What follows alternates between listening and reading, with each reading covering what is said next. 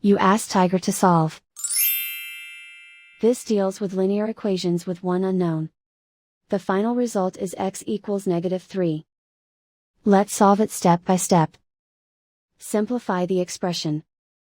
Expand the parentheses. Simplify the arithmetic. Group all x terms on the left side of the equation. Subtract x from both sides. Group like terms. Simplify the arithmetic.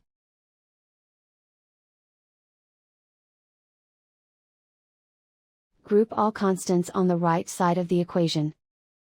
Subtract 6 from both sides. Simplify the arithmetic.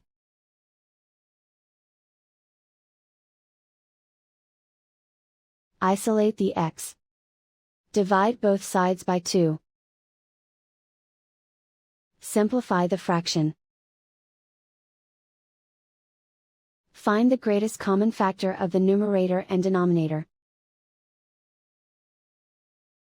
Factor out and cancel the greatest common factor.